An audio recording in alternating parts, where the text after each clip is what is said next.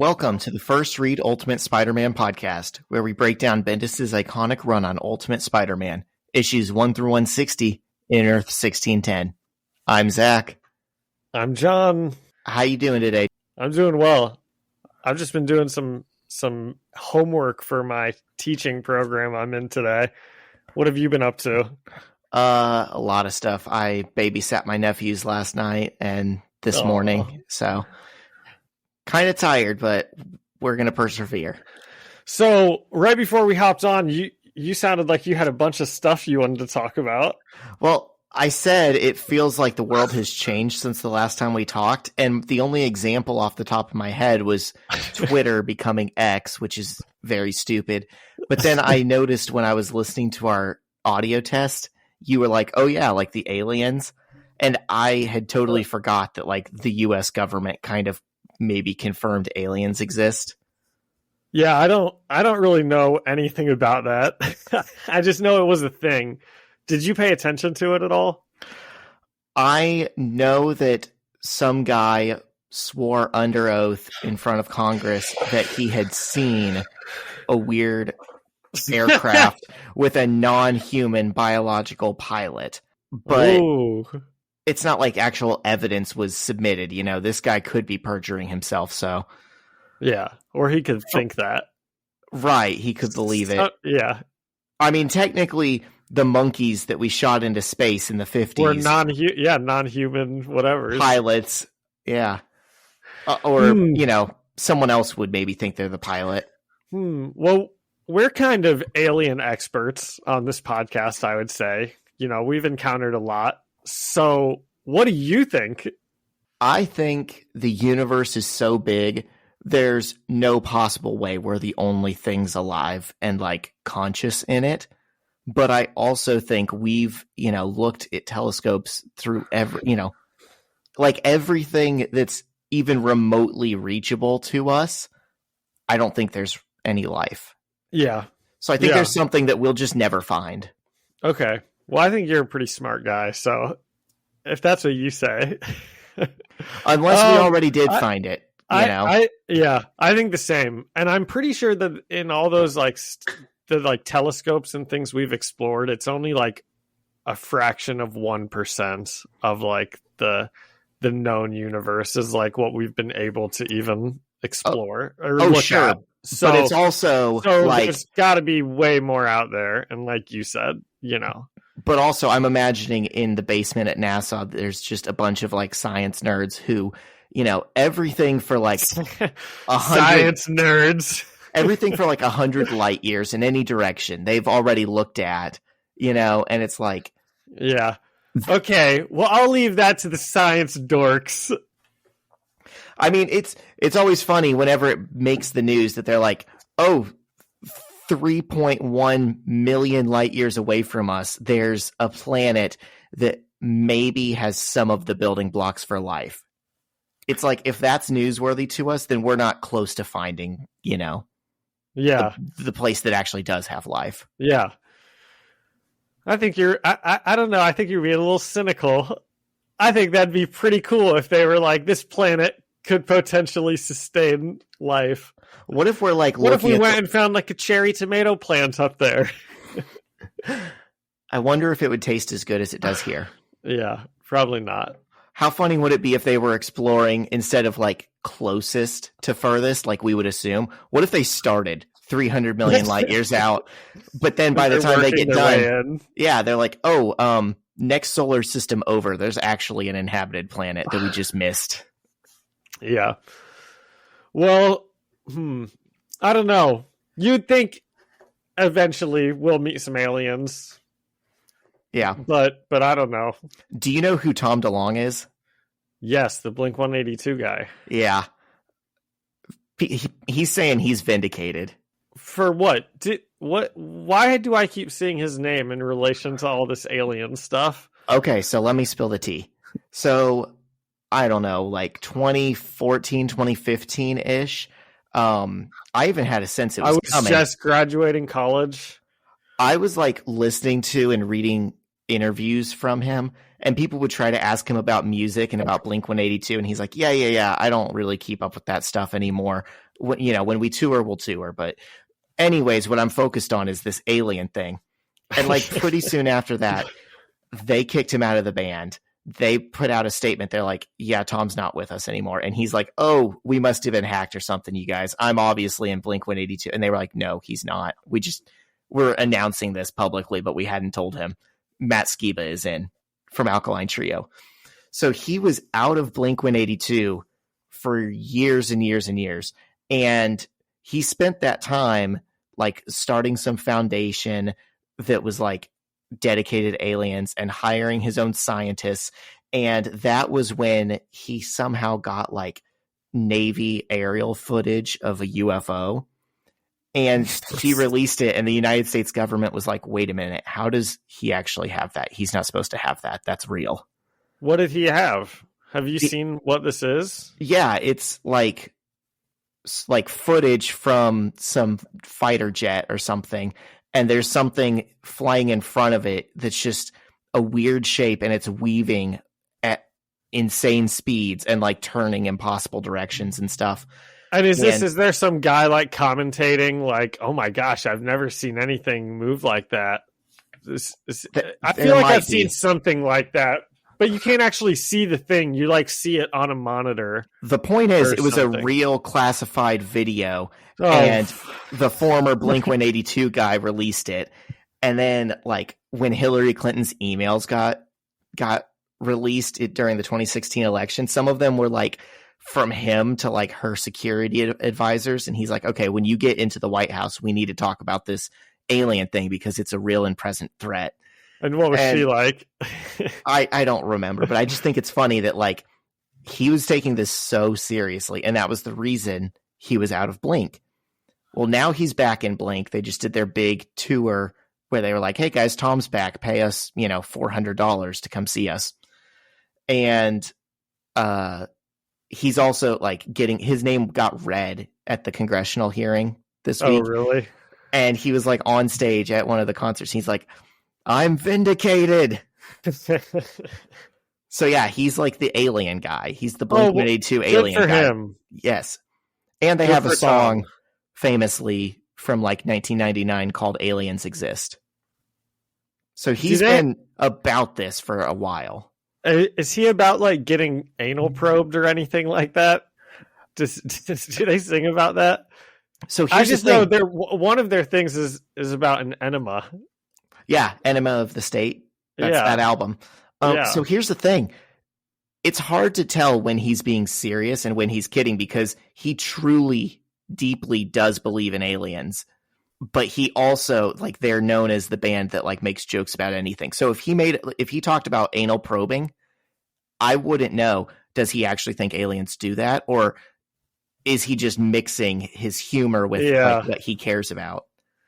Yeah. But I want to talk to him so bad. Like, that's one of the celebrities I would love to meet. Well, maybe we'll get him on the pod. I've heard, like, Travis Barker telling stories about, yeah, man, whenever we're on tour, like, sometimes if we have a day off, people want to see their families or they want to go check out some site or whatever. He'll just get stoned and like take some of our roadies into the woods to look for Bigfoot. Oh man, that's not a guy I'd ever hang out with, Zach, because I'm a teacher and I couldn't do that kind of stuff. Right. Your scientific mind knows Bigfoot's not real. Yes. Yeah. So, okay, aliens exist. Blink-182's vindicated, and Twitter got changed its name. Huge news. I'm still going to call it Twitter. That's life-altering, I might say. I know. I need to delete all these social media apps so badly. I'm like the prototypical person that just spends too much time scrolling aimlessly, and every day I'm like, I just got to delete them. But it's nice to see football stuff, like when the football season is on. I'm the exact same way, and I say that I only have them, to keep up with like football and when bands are coming, on tour and stuff like that. But then I definitely fall into just scrolling, and I hate that. Yeah. Okay, let's delete it. We'll show Elon Musk who's boss. Yeah. You got anything? I just got a couple. I know I give you shows to watch every single week, so I've got a couple other ones that I've been watching that I was going to say for the end. Okay. Hey, I want to talk about the Ultimates. Okay, what? Go first. I saw a pretty good movie this week. Ooh, what is it? It's called The Menu. What did you think of it? Pretty stupid, kind of, right? but that doesn't mean it's bad. It just means it's like I liked absurd. it. I liked it, but at the same time, I thought it seemed to take itself very seriously, but then didn't have as many like points, that I would have hoped like it expressed some deeper truth about the world or something, and it just kind of didn't. It was just like, a psychological profile on a fictional crazy person. So for longtime listeners of the pod, they'll know that like 76 episodes ago, I asked Zach to watch this movie, and I'm sure I would have had more to say about it if you could remember the darn thing. 5 months ago. Yeah. I think what you said makes sense. It did take itself kind of seriously, and also it didn't really have a point to it. I think it had some points, like, oh, look how pretentious, food culture has gotten, and oh, look at how, this guy and his whole kitchen staff, like, they clearly fell in love with food and cooking at some point, but look at how that's been, tarnished by the world. But it's like, and then they killed that one guy and his assistant because he like acted in an Adam Sandler movie or something like that. Yeah, I wanted John more. Leguizamo. That's who it was? That's that guy's name. He's a legend. I just wanted more depth from something that takes itself that seriously. But like you said, that doesn't mean it's bad. Yeah. It was at least refreshing to watch a movie that, clearly was like a big movie, but wasn't, a franchise, wasn't like an action comedy thing. Yeah. Yeah, it was pretty good.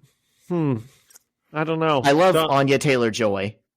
Yeah, she's great. Yeah. Nicholas Hoult is great. Yeah. So did you think any of the meals looked good? I think the only one I remember looking good was like the chicken taco. Like the very first thing that was actual food. Yeah, the first thing was like a seaweed platter or something. Like, yeah, I think the point of it is you can tell it's expensive stuff, but no one would actually want to eat that. Yeah. Well, that's good. I'm glad you liked it. Yeah. All right, you said you're ready to get into the Ultimates? I want to get into the Ultimates. All right, let's throw it over to the Better Business Bureau and get into the issues. Every business says they're better, but the ones that earn and display the BBB seal back it up. It instantly identifies businesses that are committed to operating with integrity, honoring promises, and telling the truth. Makes you wonder why every business doesn't have it. So look for it, because it's looking out for you.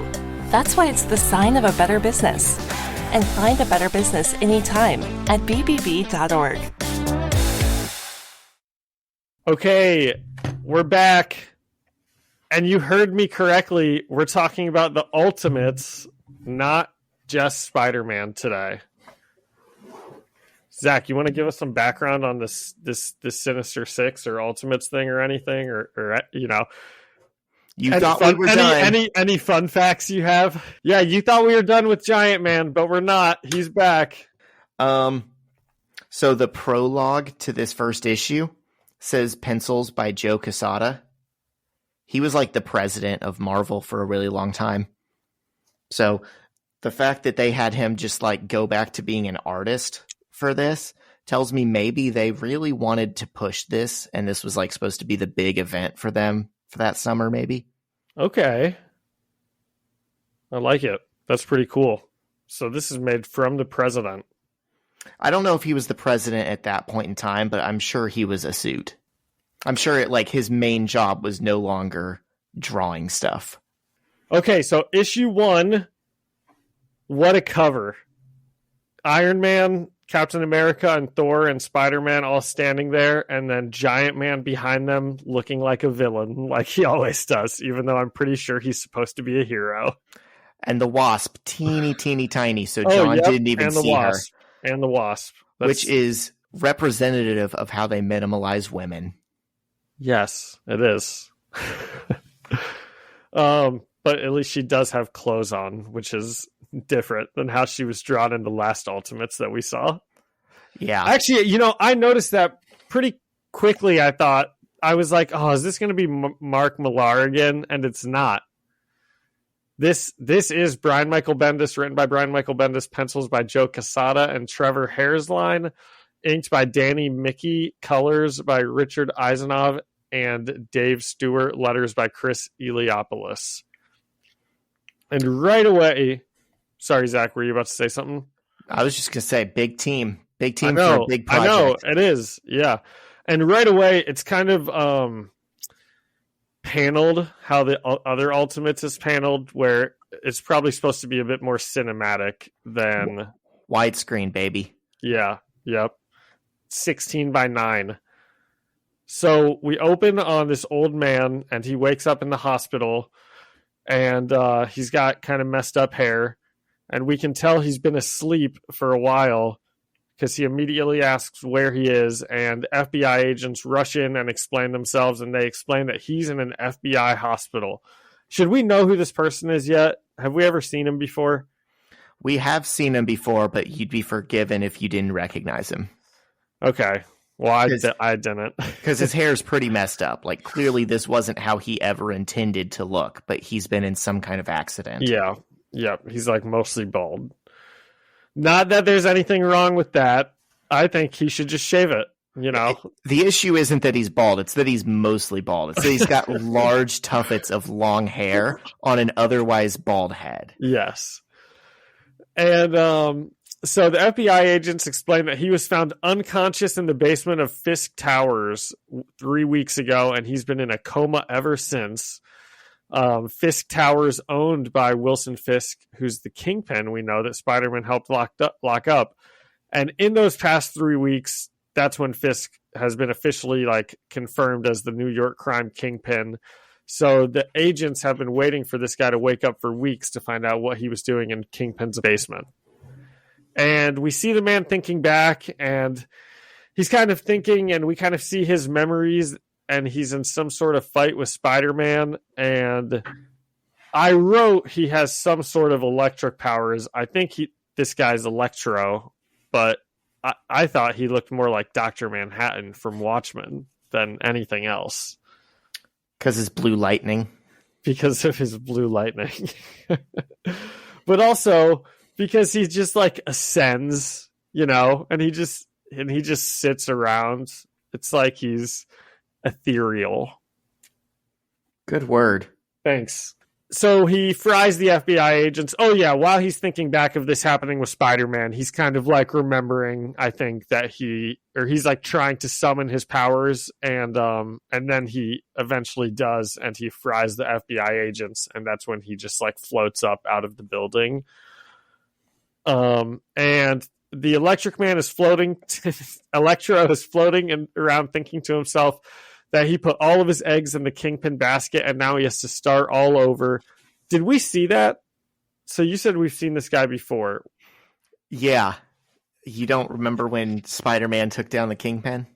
I do remember when Spider-Man took down the Kingpin. I don't remember Electro's role in that.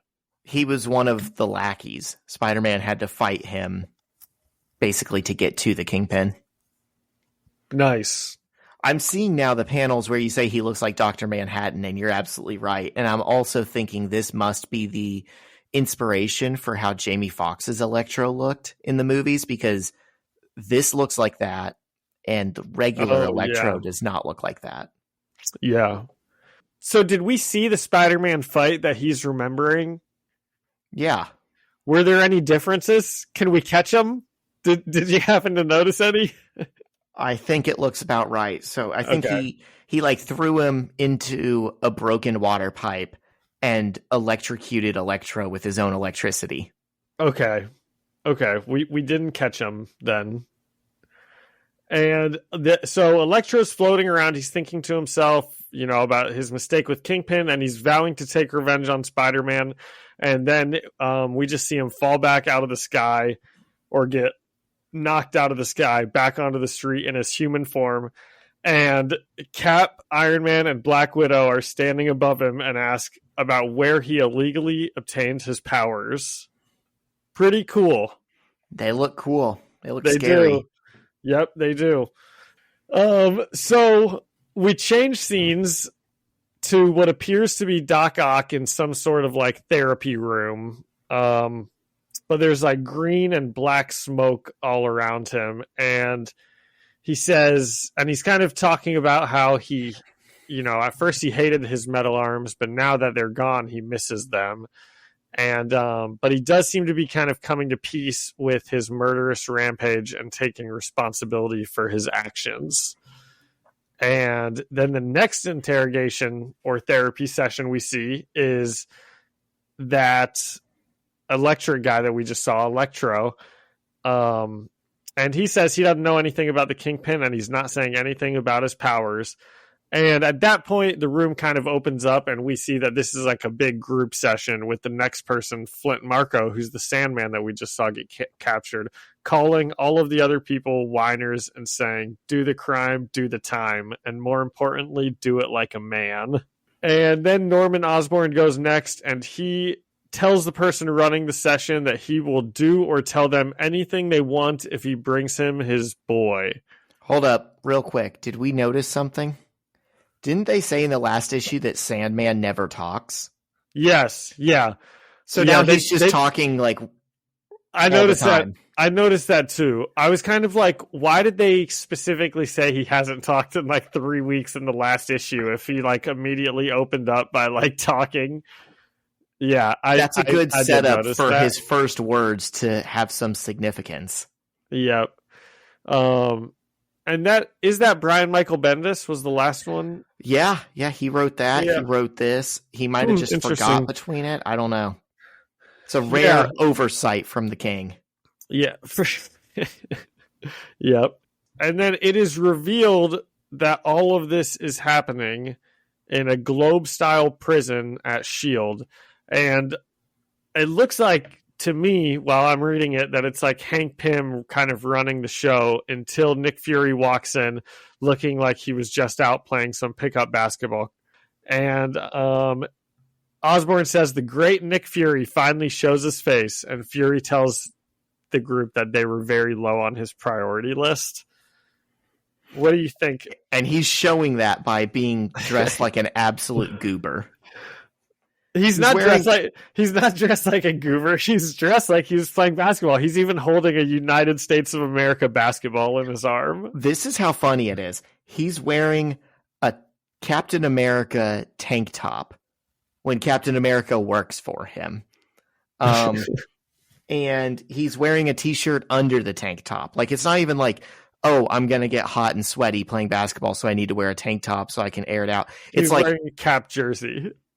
He's wearing a t-shirt, and then over that, he's like, well, I got to let people know I simp for Cap.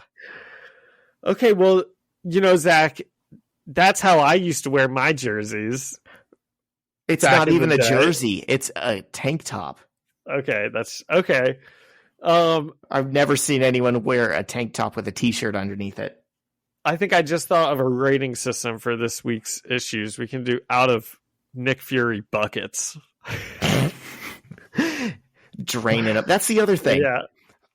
I've never seen anyone with an eye patch play basketball. Well, I was just thinking depth perception is going to be kind of a trouble in that sport. So you could have had him playing anything. Chess. I feel like saying Nick Fury was playing chess would show that he's smart, and it wouldn't have to do with, needing depth perception. I don't want to publicly say that people with one eye shouldn't play basketball. I'm not saying that's they what shouldn't. You're getting at. No, I'm saying I've never seen it. How often do you see people with eye patches playing chess? If they're Nick Fury, I would expect it. I don't know. Yeah. What if he wasn't playing basketball and he just dressed up like this to swing by just to make a point to them that he doesn't care about them? That I don't care. That is probably what happened. That's a power move. That is. So Fury tells them all that they're very low on his priorities and that they're all permanent residents of the U.S. government for their illegal genetic mutations. But Fury tells them he is going to rehabilitate each of them and they'll serve their country in their own unique way. And Fury tells them they can either cooperate and in return be rewarded with some comforts, or mouth off and be left to rot. Or they can try to deactivate their collars and be instantly lobotomized. And he says he's fine either way. What do you think of them arresting all these citizens just for some genetic mutations? Well, pretty much all of them also did commit crimes. It feels a bit hypocritical. I get it, but I think it goes back to what Sharon Carter was saying in the last issue before this, where it's like they legally look at it differently if you gave yourself a genetic mutation on purpose than if an accident happened to you or you were born with it. But Captain America is like the most famous genetic experiment ever. Right, but the government did that to him. And so is the Hulk. And so is Giant Man, by the way, who's interviewing them. This is a perfect segue into my point that, Zach, you can see I still have the Mount Rushmore of terrible pieces of work behind us. You know, there's the guy interviewing all these villains is the one on our list. Yeah. Osborn's on the list too, but I'm not saying it's not hypocritical. I think it's supposed to feel hypocritical. This is still the Ultimates. It's still the Ultimate Universe. I just think it's Bendis understanding the assignment instead of Mark Millar creating the template of these guys are, they're bad dudes. All of them. The good guys, the bad guys, everyone sucks. Okay, so I guess that brings up another good point, because BMB, what did you just say he is? He's the king? Yeah, I was just kind of riffing. No one calls him that. I know. But, okay, so when Mark Millar writes something that we are like, well, he could be making a statement that they're all hypocritical, or he could just be not understanding. When it's Mark Millar, we're like, he just doesn't know what the hell he's talking about. But now it's Brian Michael Bendis, and we're like, well, BMB knows what he's doing out there. He's purposefully making them hypocrite. I think you're right, he is, but I just like to give you grief, I guess. From what I know about Mark Millar, I don't think anyone has ever definitively figured out how much of what he does is intentional and how much of it is just his writing style is dark and edgy for the sake of it. Yeah.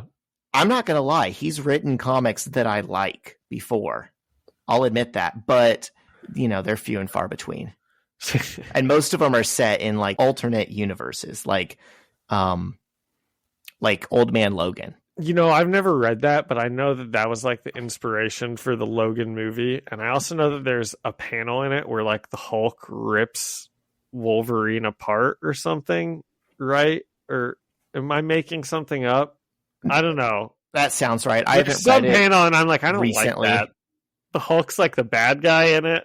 Well, he also has like the Hulk's the bad guy in the comic we're reading now, also. So right, but Old Man Logan, he's like an incestuous like king who has a family of inbred Hulk children, and they're all cannibals. So like, great. It sounds very Mark Millar because it is. Yeah, Mark Millar doesn't like the Hulk very much, it seems. But then the rest of the story around it somehow manages to be kind of good. Okay, so to get back into this one, Fury, just told them all their options. And he says he hopes they all struggle and get lobotomized. But Dr. Pym is the one who's in charge of this project. And I said, and that makes sense because he's awful and this project is stupid. And we then meet with Kraven, who kind of goes next. Oh, I'm sorry. No. We then meet up with Kraven, who's on a morning type of talk show. And he says he has some personal things going on in his life since the last time he fought Spider-Man, but now he's ready. And on Monday night, he says he is going to hunt Spider-Man live and defeat him live. And that's a pretty power move because he does have to find him. And he's like, I'm going to find him on Monday. It's a big city, you know? Well, it's what he did the first time, too. He just showed up in New York and was like, hey, I'm going to hunt down Spider-Man and kill him live on TV. Yeah, that's okay. But this time he's like, on Monday. Yes, he's giving himself a deadline. Yeah. I also think it's funny that we get to see his PR dude, the guy who follows him around, is like, Kraven, baby. That's fun. That is fun. He's still doing his thing. And is this where we get confirmation that one lady might have been his wife? He's like, my wife left me. Okay, he did say something that made me think about that, but I didn't write anything down in my notes. So let's see. What? It's the lady who might be Wakandan and who never talks. I remember her, but I don't think he ever says any. He just says there are some personal issues, some things going on in my personal life, is what I think it just says. But at some point in these issues, he says, I lost my wife or something. Yeah, I think he did also, because I seem to remember thinking of that woman also during one of these comics. I just think it's weird that they like tried to make her look cool and they displayed her prominently in a few panels and then literally never told us anything about her or used her for the story. Yeah. So Kraven gets asked on this talk show about the genetic enhancements he's made to himself, or rumors around that, and Kraven brushes it off, and then he and his team leave the building, only to be met again, just like Electro, by Cap, Black Widow, and Thor, and Cap asks if they can have a word. And then they tell him that they have evidence that he tampered with his genetic structure, and Kraven just starts like hauling it down the street before Hawkeye shoots him with an arrow and takes him down. And Cap tells Kraven and his lawyer that not only were they stupid enough to break international law, but then they scheduled an appointment on live TV to show it. And they probably didn't know that this was wrong. We're still not at the point. I know in my notes somewhere I wrote like, this seems a bit hypocritical, and we already mentioned that, but does seem a bit hypocritical. I mean, if I were getting arrested by Captain America for genetic mutations, I would at least be like, Cap, look at yourself, man. Like, yeah, I think the villains maybe do miss an opportunity to say that. At least take the moral high ground for like a second. Yeah, it's not going to do you any good. He's not going to change his ways, but yeah, you can be right for a minute. Yeah. So the S.H.I.E.L.D. agents take Kraven in and put a collar on him, and we see Kraven try to mutate into like a wolf or a lion or something, and then he gets shocked by the collar, and it returns him to his human self.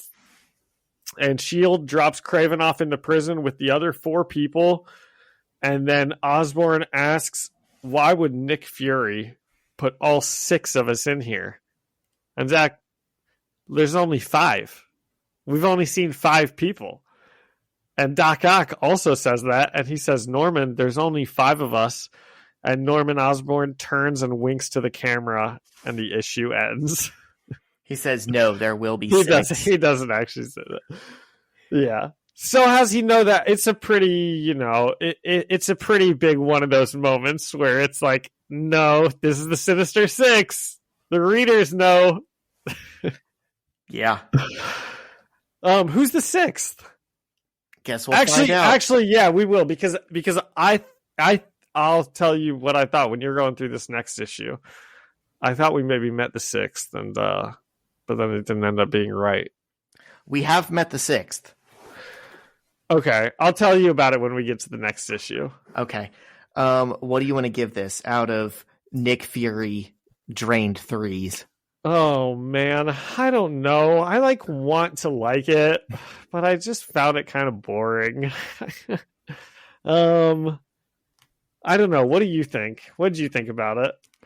I mean, it's a setup issue. We didn't even have Spider-Man in it at all. Like, I would give it like a 5 out of 10 drained threes, which is pretty 5 out of 10. That's still a very good percentage in 3. Very good, especially for a guy with no depth perception.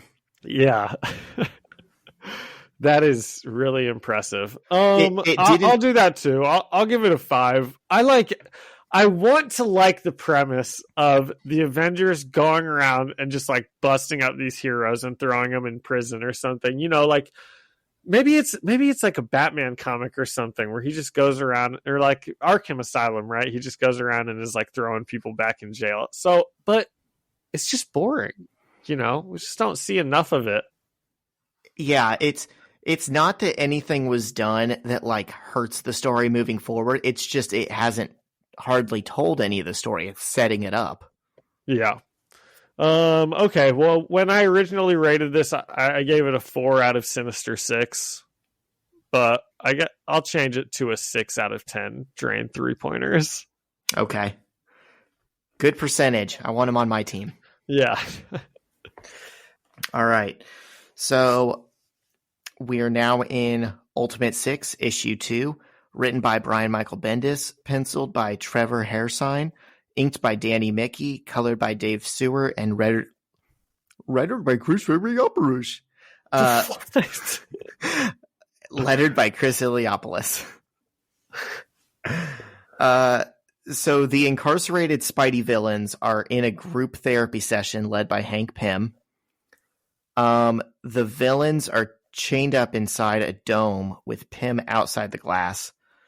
And he asks Norman how it makes him feel to see a video of himself in the Green Goblin form. Okay, so this is where the very first thing I wrote in my notes about this issue, and I'm sorry, Zach, I know I've already said it, but why is Pym leading this interrogation? He is worse than everyone in there, or maybe not worse, but he's a villain, and he, not only that, has illegally done the same thing all these people did.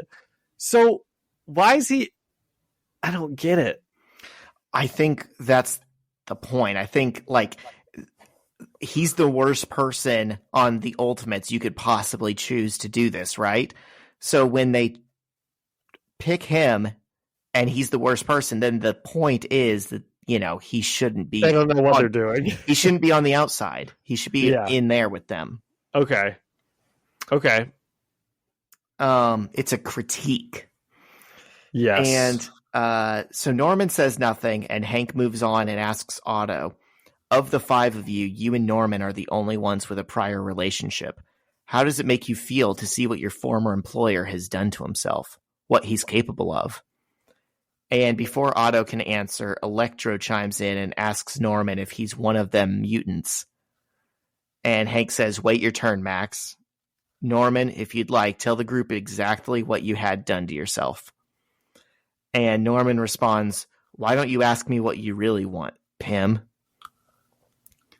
And Hank plays dumb and pretends he's just trying to help rehabilitate the villains. What does he really want to ask him? We're about to find out. Norman calls him out, and he says all Pym wants is his Oz formula.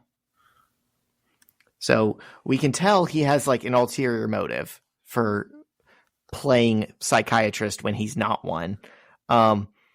Norman thinks it's because he wants the Oz formula. Pym says, we already have your formulas, Norman.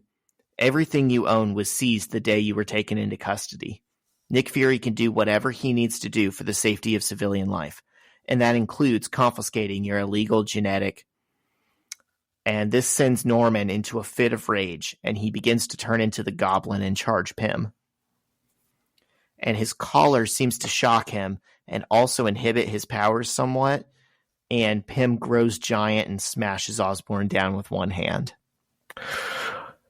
Okay, let me... I did not understand what was happening in these 2 pages, and I thought that this was... I thought what ended up happening was awesome, and it's not what happened. But the way I saw these panels were like Norman's like raging out, but then something happens that I couldn't really tell. Someone's hand throws someone, and I couldn't tell what was happening. But then the panel we see is Giant Man, like humongous giant naked in like the room with them. And it looks to me like he has like a collar on his neck also. And I was like, oh my gosh, Giant Man is the 6th villain in this. I love this story. Like, because I thought maybe he was like being tricked himself or something. And then that's not what happened. And I was like, oh, never mind. He's just the doctor interrogating him. But for a second, I was like, oh my gosh, is he like the 6th person Norman Osborn was talking about? Like, that would be something. That would have been great. But no, thematically, the villains are about Spider-Man. Spider-Man doesn't have any connection to Hank Pym. But this does look like Hank Pym is like being held captive, right? He's got his head turned, and so they drew like a sharp line for his chin. And I think because it goes all the way around, you thought that was a necklace or, inhibitor thing. Yeah. Okay. But good idea, just not what they did. Yep. No, Hank Pym's a good guy. He wouldn't be on the villains team. He's a hero. That's what they keep telling us. 6 weeks later, Agent Wu and Carter escort a sedated Norman back into the high security cells with the other 4 villains. Electro says he doesn't feel comfortable with being in the same room as Norman anymore, and Agent Carter says she doesn't really care. And Otto calls back from his cell for the agents and asks them to tell Pym he's ready to talk. And once he's brought before Henry Pym, Otto says he's willing to cooperate fully. He says, seeing what Norman had done to himself, I had no idea. And that was the same accident that ruined my life. I have to turn this around. I have to do something of value in this world before I die. I have to contribute. I'm a man of science. And Pym tells Otto he'll get back to him. And later, elsewhere in the Triskelion, Nick Fury briefs the Ultimates on Doc Ock. Janet says, I wrote one of my doctorates on Octavius's work. Worship the guy. And Fury points over his shoulder as Hank enters the room and says, speaking of your taste in men. And he explains how Hank has been working with the prisoners and says, I know seeing Henry here since he left the team is a bit jarring. I hope we can all keep things civil and professional and listen to what the man has to say. That sucks. I'm sorry. I just hate that. I think it's funny that, like, from one sentence, he's like, oh, look, here's this sack of crap. You have terrible taste in men. And then he's like, okay, but for real, guys, knock it off. We gotta hear him out. We gotta keep it professional. Yeah, he shouldn't still be on the team. Everyone be nice to the wife beater. Why wouldn't they just give this to Banner? Like, Banner's still awful, but I mean, at least he hasn't like had fights with his team. I mean, he has had fights with his teammates, I guess, but not in like his normal form. I think he's still in that containment thing. Yeah, I think he's a prisoner too. Yeah, as he should be. So Hank starts describing the work he was doing, and Jan asks, "So now you're a psychologist?" Which is a good little reminder to us, the readers, that, you know, of all of his degrees and all of his scientific accomplishments, no, he's not a psychologist. He's just a guy who's choosing to play one. And Hank says no, his goal is essentially to figure out how to remove their powers so they can be tried and jailed for their crimes. But in the meantime, we have a unique opportunity to analyze them. I thought that was interesting that they're just being held there. They haven't been tried for their crimes. They're just, you know, Shield is we saw you. Villains. Shield is like, we saw you do it. Get in here. What should they do? Have some kind of trial, even if you keep them, you know, locked up and it's like just remote. At least let there be some due process. Yeah. Because I think Craven could have fought the system. I think he could have been like, look, I didn't actually kill the guy. I just said I was going to. Craven is also not nearly as villainous as any of these other guys who are like actual villains. All Craven really did is like, I mean, he's just like a phony, kind of. And all they have on Electro, well, I guess he did kill the FBI agents. Never mind. Yeah. Well, I was going to say Sandman killed those SHIELD agents. Whatever. If you take away killing basically cops, a lot of these guys are innocent. Yeah. Fury tells the group that Octavius has offered to help, and he wants to know what they think. And who is that asks him, what do you think? Why are you asking us? Is that Thor? I think that's Thor. My note says Hulk, but Hulk's not in this scene. Thor asks why he's asking them, and Fury says, because if anything goes wrong, you're the guys who are going to get called in to come clean it up. That's an absurd drawing of Thor. That looks like Jake Gyllenhaal pretending to be one of the Beatles. And when you look at it, you're going to be like, wow, that does look like Jake Gyllenhaal in like a Ringo costume or something. Yeah. Wow. I hate that. That looks nothing like Thor. I hate that you made me see that. That's Jake Gyllenhaal playing Ringo. Yeah. But I do think it's cool that Nick Fury's like, hey, I wanted to get your guys' opinion on this because if it blows up in our faces, you're going to be the ones who have to take this guy down again. Yeah, but I'm also kind of curious. So what is Nick Fury wants to rehabilitate these? Or wait, what? Fury said he wants to rehabilitate them so they can serve a purpose to their country. So to me, it sounds like Fury wants to do like a Suicide Squad team. Yeah, I don't know. His methods are unclear. They're saying many things. Yeah. Because then they're like, hey, Doc Ock wants to help. And they're like, absolutely not. And it's like, I thought this is what you wanted. I don't. Yeah. He wants them to help, but not on their terms. But the Ultimates are the parole board. They've got to be prisoners helping. Well, that's the thing. He wants to help as a scientist, not as a dude with mechanical arms. Yeah, that's true. Like, just give him a pen and a notepad and let him do some formulas or something. By no means take him into a room with his arms. Right. Just let him be a scientist. That would be crazy. That would be. At least S.H.I.E.L.D., is run by some smart people, who would never do something like that. That won't happen. Yeah.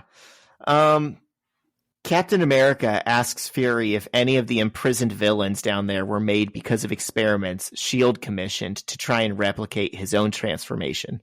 See, Cap is the only one that gets it, that this is like hypocritical. Yeah.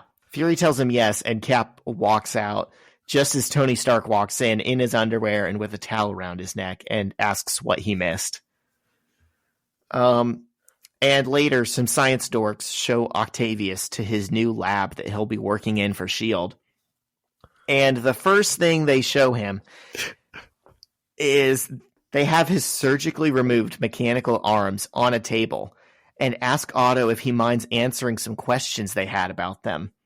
And I'm not going to read the page. I'm going to try to go off memory here, but I'm pretty sure they walk him in and they're like, Otto, you're going to think this is so cool. You know those arms that were on you? We were able to take them off. They're right here. Isn't that cool that you're right next to him again? It's so stupid. Yeah, that's basically what happens. And then that's why you don't give science dorks any power. Yeah. Otto goes on a long rant about how he knows it sounds silly, but he feels like the arms are calling to him. And then with a mental command, the arms shoot out and impale the two lab dorks and two guards, instantly killing them all. So he can control the arms even when it's not connected to him. And down in the cells, Electro asks Craven who the most famous woman he ever slept with was. And Craven starts to say Jennifer something. I don't think we know which Jennifer. Who do you think it is? Let's see. This is 2003. Jennifer Aniston would be huge right now. Jennifer Simpson would be huge right now. Jennifer Simpson. I thought it was Jessica Simpson. Oh, it is Jessica Simpson. Yep. Jennifer Garner Love Hewitt? would be Jennifer Love Garner. Hewitt. Yeah. Oh, what's that other Jennifer that was like big in the 80s? Jennifer Connelly. Who's your favorite Jennifer? I would assume that this is supposed to be a joke that he's talking about Jennifer Aniston. Yeah, she would have been pretty big right then. That would have been when she was married to Brad Pitt, right? Ooh, spicy. Craven the Hunter, homewrecker. Oh yeah. I wasn't even asking for that reason. I was like, oh yeah, that's what she would have been up to right then. Yeah, maybe he's saying he stole Brad Pitt's girl. Yep. Oh my gosh. Speaking of getting your man or woman stolen by a celebrity, have you heard about this Ariana Grande stuff? I vaguely know that she dated a married man or something. Oh my gosh, Zach. I hate to just put a stop on our issue talking right here all of a sudden, but yeah, it was it's apparently her and some like co-star of some musical are now together, and he had been married to his high school sweetheart and they have kids together. But not only that, the wife is very salty about this, as she should be, you know. Sure. But she said the three of them would like hang out all the time, like her husband, and Ariana Grande would always be like, your marriage is so awesome, like blah blah blah, like, you know, she's like would like come over and hold the baby and like do all this. Oh man, it's pretty like, that's gonna get messy. It sounds pretty nefarious would be a word. Yeah. I don't know if she's like purposefully trying to be like conniving or anything, but it definitely I don't think she's coming across in a very good light here. It doesn't sound like it. Yeah. So Craven and Electro, we're talking about Jennifer someone. Yep. And just then the power goes out and the lasers across the cells go out. So John, if you were making a maximum security prison, do you think you would have your only defense for these supervillains be laser gates that go out when the electricity goes out? Like, there's not even a steel gate I guess also has lasers. It's like the power goes out. There's one breaker for the entire Triskelion, and if you just flip that switch, there's absolutely nothing stopping these guys from walking through the door. And that is what happens. That's exactly what happens. Most secure facility in the world, unless you flip this switch. Yep. So they figure out that the power's been cut and decide to test out if that includes their collars, which I don't understand why it would, because they're not plugged into the wall. They clearly have their own batteries, which also means true. The batteries on those can die, which is also a little suspect. But they decide to test it, and Electro fries his collar, and Norman... Maybe they have to plug him in every day. Yeah. Like, they have to, like, sit up against the wall with their collar, like, plugged in, you know, and they can't move. Yeah, I don't know. Who knows? S.H.I.E.L.D. works in mysterious and ineffective ways. So Electro fries his collar, and Norman goes goblin mode and breaks his. So he can change at will. It seems like he could, but it was shocking him. He's a liar.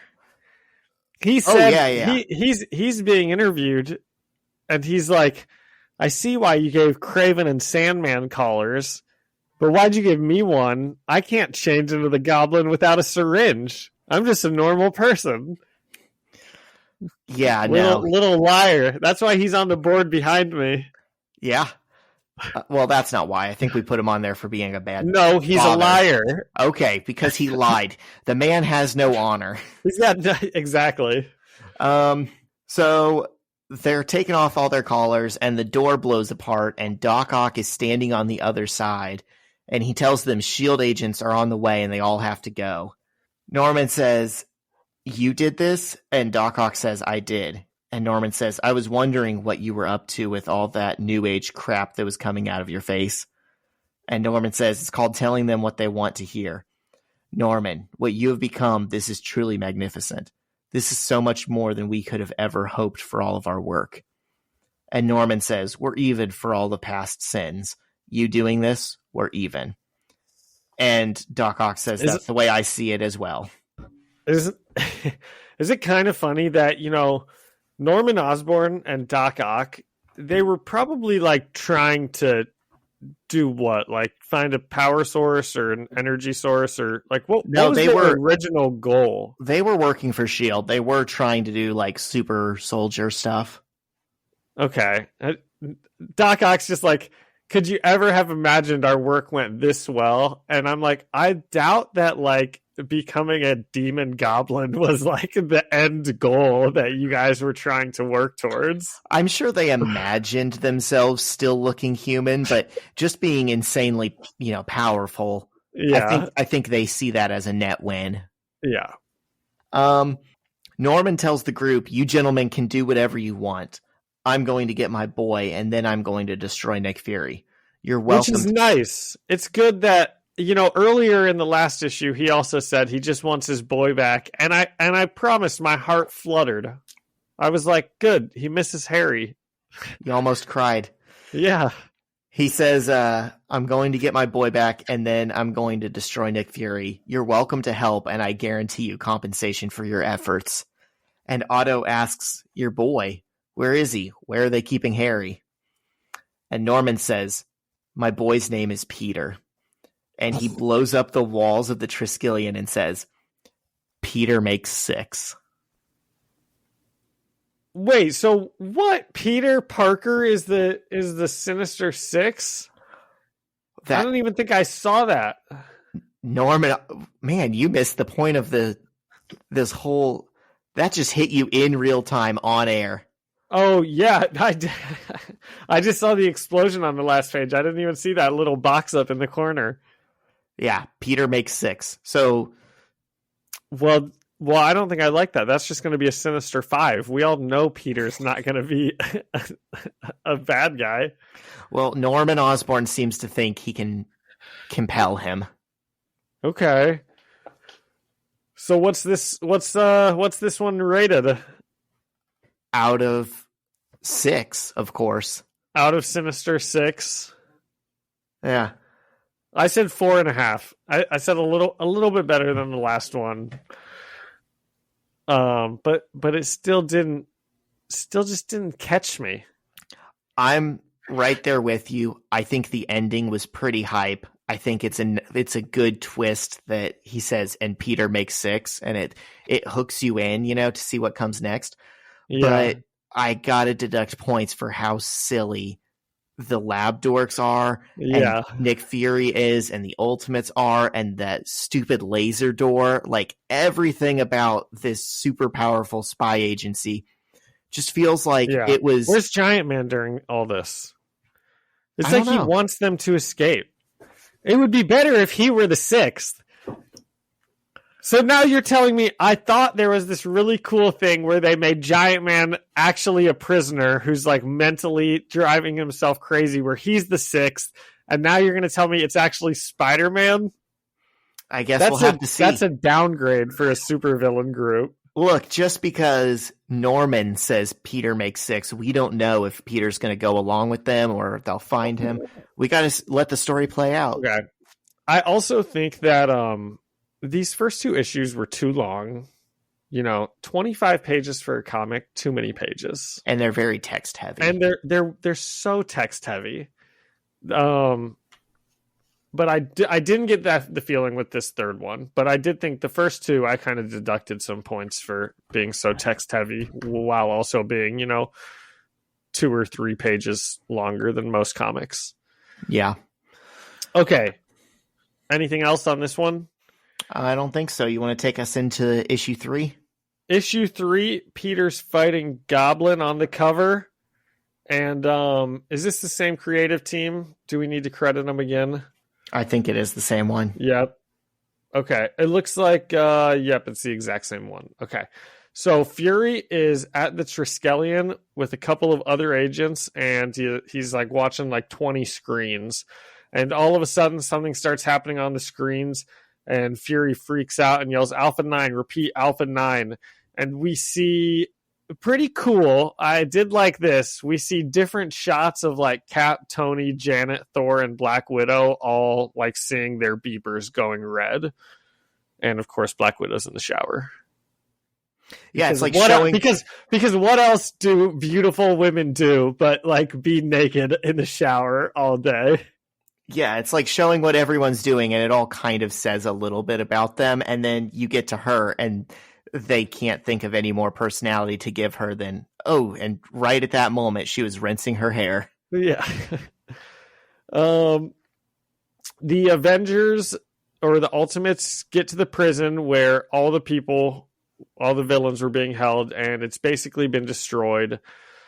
Tony begins to enter and look around for life signs or the bad guys, but he only reads 3 vital signs, and Fury says that there were 38 SHIELD agents who were working there. And Tony is walking through the place past bodies, and we see Hank Pym lying on the floor. And I forgot I thought this, but I'm reading my notes word for word here. It says, Tony walks through the building past bodies, and we see Hank Pym lying on the floor. And I promise, Zach, for a split second, I was like, oh, nice, at least Hank Pym died. And then the very next words were, he's alive, barely, thank God. And I was like, why even show us that? Man, we were that close. We were that close. There's 38 people on that floor. 3 survived, and one of them is him. It's like we saved 2 good men that day. Okay, so not only is, thank God, he's alive barely, he's not big, he's not naked, so he just didn't do anything when all of this was happening. I mean, was he totally caught up? Was he totally? But how could you be totally caught off guard? Doc Ock went and murdered some people, got his arm, shut the power off, and then everyone escaped. Surely there were a couple seconds where you knew something was going wrong, and you'd like get really big. I think he wanted all this to happen. The whole team should have been assembled before he did that. What are we saying? The lab was right next door to the power box, which was right next door to the prison. Like, yeah, he would have had to have moved around the Triskelion a bit. In a building like S.H.I.E.L.D., as soon as he killed those science dorks, alarm bells should have been going off. Absolutely. And what? Did he just walk through the halls and no one thought, hey, that's Dr. Octopus with all of his arms? With all of his arms. Yeah. So everyone's gone from the building. Okay, wait. Tell me if I misread something here. In my notes, I said everyone is gone from the building, not dead, just gone.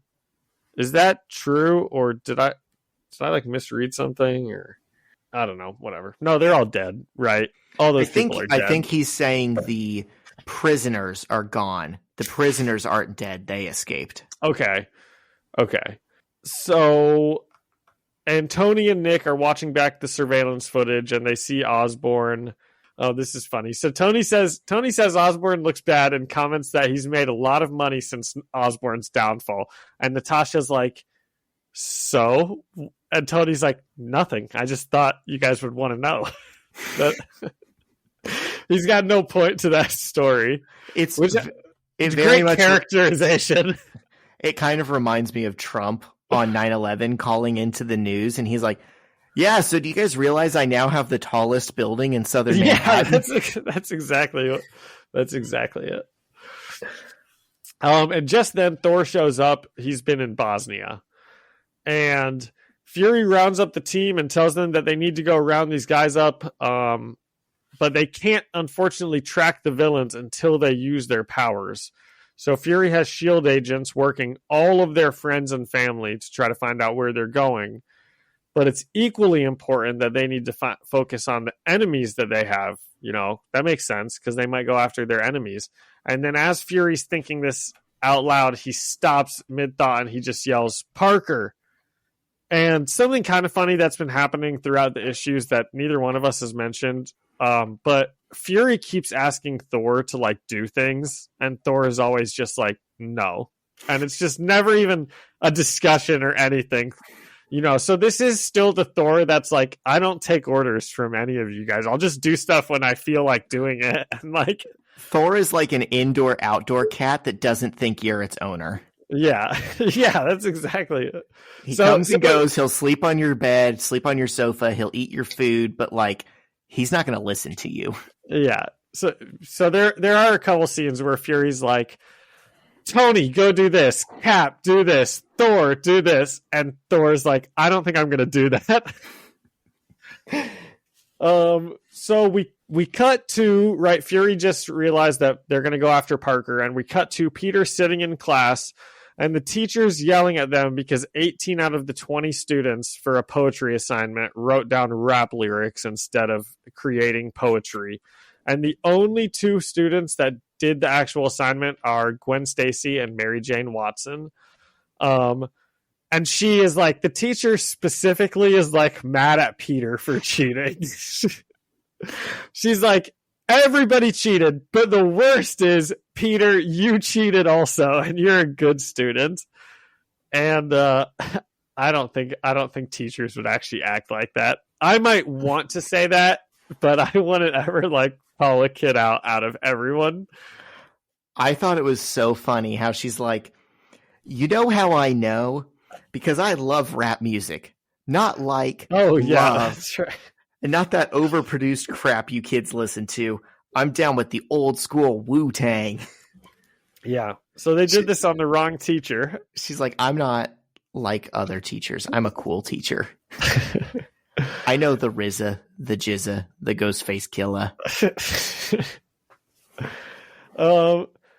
So the principal walks in during the teacher's tirade and says he needs Peter, and the SHIELD agent explains to Peter that he's there to get him for Nick Fury, and Peter asks to see some ID, and the agent just shows him a video saying, Parker, get your little tights on and get over here.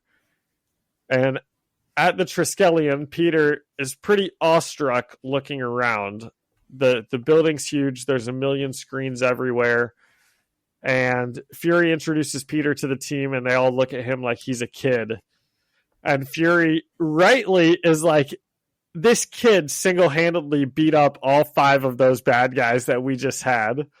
And it seems like the other heroes should have a little more respect or something. I feel like they should know who Spider-Man is. Yeah, exactly. They just strike me as being in their own little world, like, all the time, and just none of them have any idea what's happening outside of like their drama. That's probably exactly what's happening.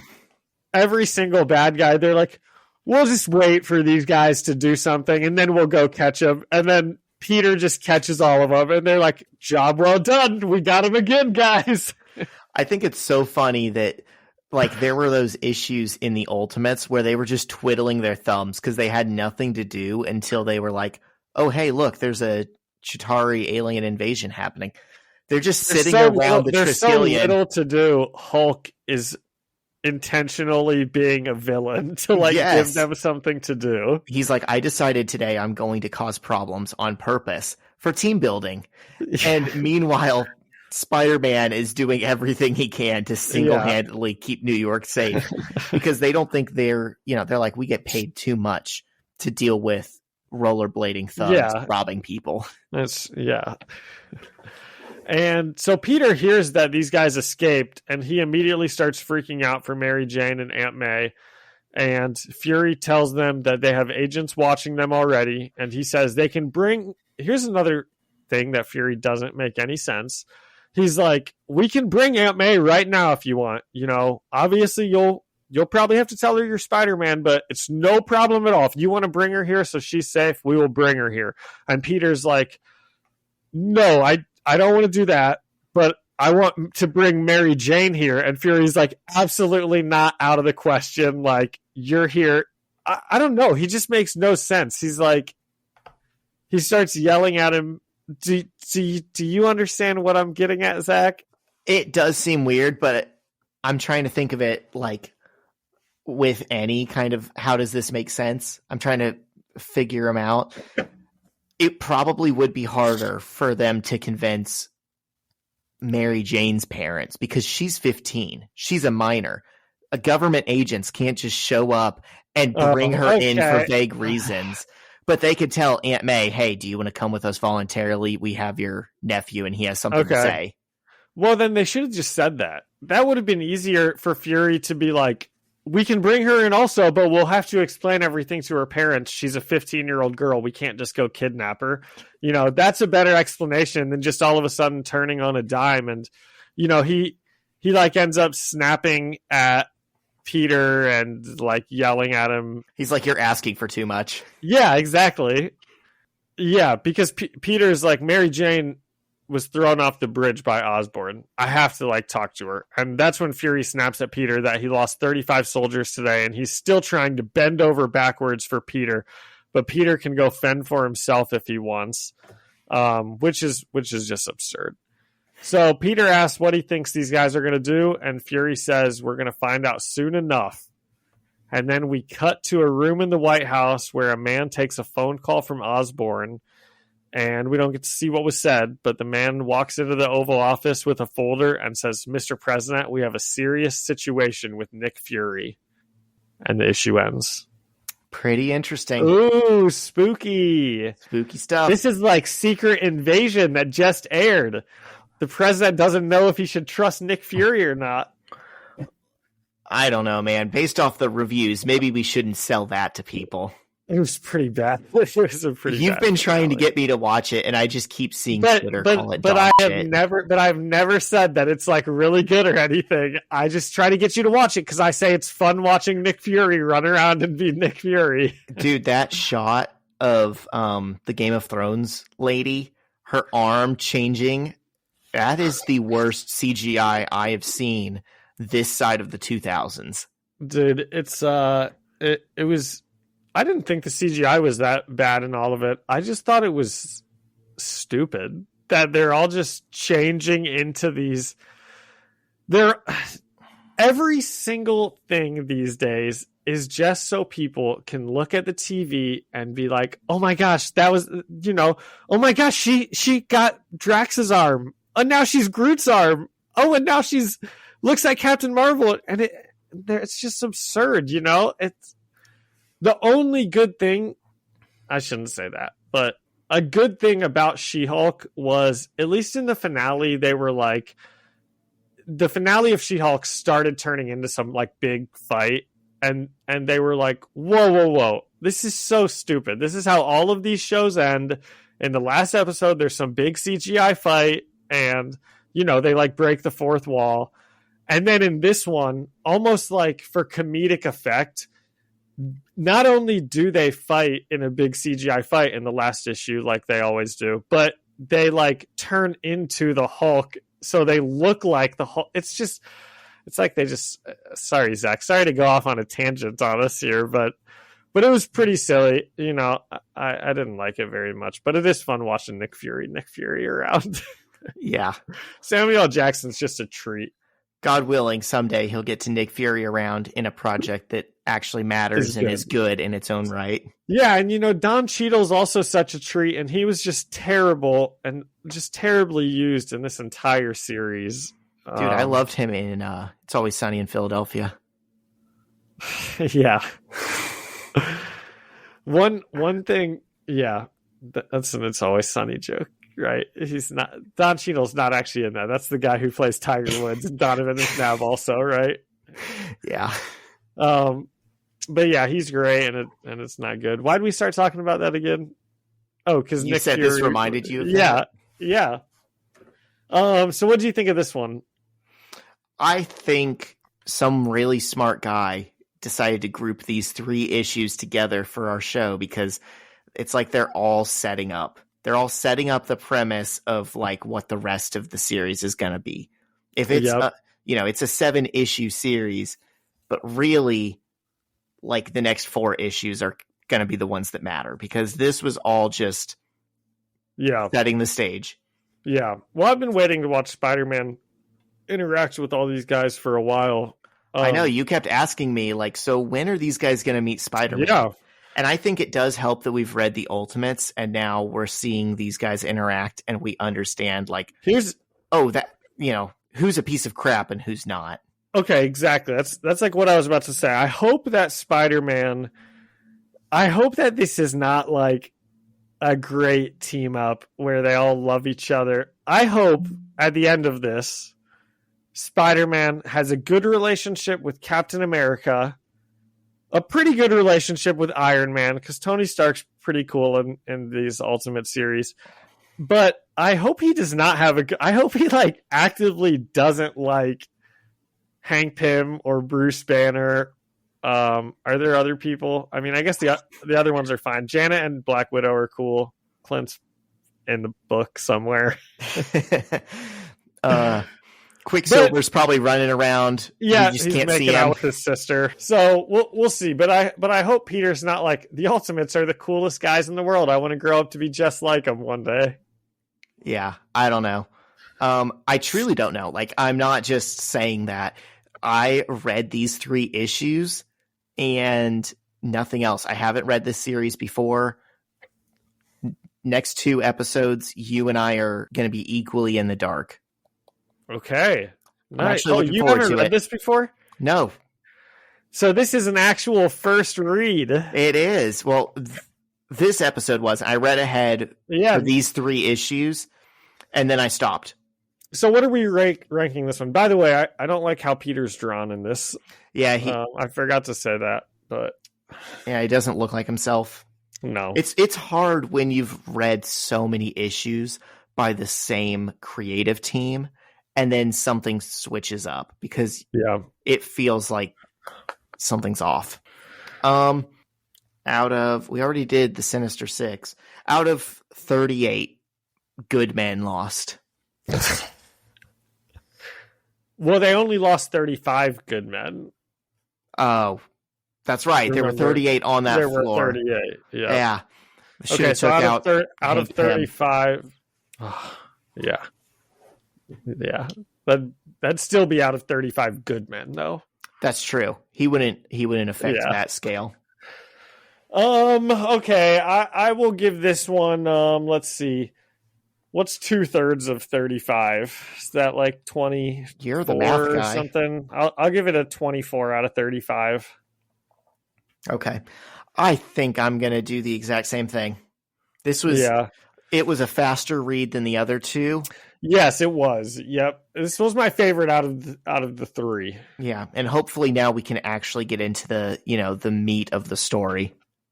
Yes. Yeah. I was about to say, yeah, who are these guys fighting? Are they like aliens showing up for anything? And then I was like, oh yeah, it's the Sinister Six. That's right. Yeah, it's on the title. Yeah. Well, I'd be pretty annoyed if I were the Avengers. I just arrested all these guys and Hank Pym lets them escape 2 days later. Pretty stupid. Well, really, I blame the science nerds. I don't. You can't expect science nerds to know what they're doing and not science stuff. Like I said, they invited him in and they were like, Otto, we've got a surprise for you. It's your arms. Hank Pym is the superhero here. He's got to know better. They felt like the Minions bringing Gru like a birthday cake or something. Like they were just so clueless and dumb. Yeah, and like trusting. Yes.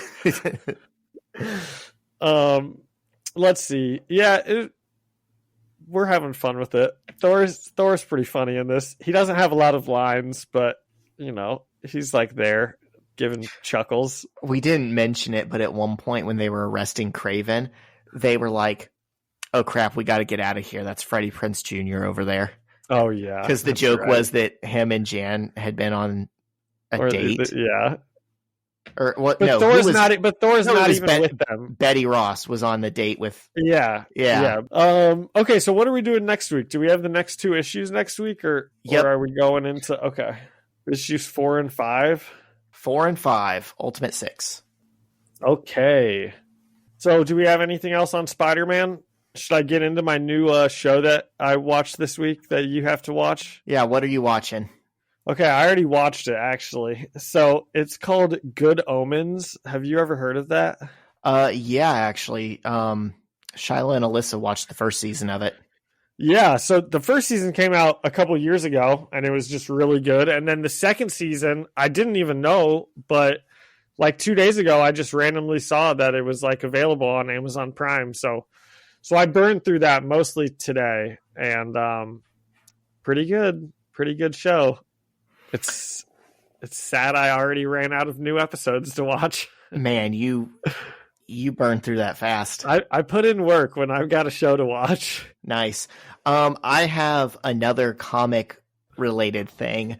This has been like my show, my movie of the week. I just keep coming back to how freaking good the Hellfire Gala was this year for X-Men. It blew my mind. It was my favorite X-Men issue I've read probably since House of X, Powers of 10, which doesn't mean anything to you, John, but it was like really good. It's like the definitive X-Men story of the last 30 years. Nice. And it came out like 4 or 5 years ago and kind of changed everything. And I feel like this is the best issue since that came out. And I've been seeing a lot of belly aching on Twitter where people are like, oh, it's just another mutant genocide. But I don't think that's what happened. I think everyone got away. I think the gates took them to places unknown. And I am real excited for where this story is going to go. And I wish. Me too. I can't wait to hear about it. I don't even know. It's like you're speaking another language. I know. I know you don't understand it, but like I've just been cheesing at random points this week, just thinking about like where X-Men is headed, because I've been so worried for so long that Fall of X would mean the end of the Krakoan era. And I don't think that's going to happen. I think we're just in for a really good story. Nice. Well, I'm happy for all the X-Men fans. Yeah. I'm saying this to, because I know there are comic book people that listen to our podcast. Yeah, no, I figured. That's why I didn't stop you. I was like, I'm sure there are people listening that are also reading this if they're listening to a Spider-Man podcast. Well, thank you, John, for being supportive, even though I'm speaking gibberish. Of course. That's how it feels if I had tried to explain to you Good Omens. Which, are you going to watch it? Maybe. I caught bits and pieces of the first season. Yeah. And it's got David Tennant, who it does. Everyone loves. And season 2 has John Hamm in it a lot. Oh, okay. Along with, it's kind of funny, it's a British show.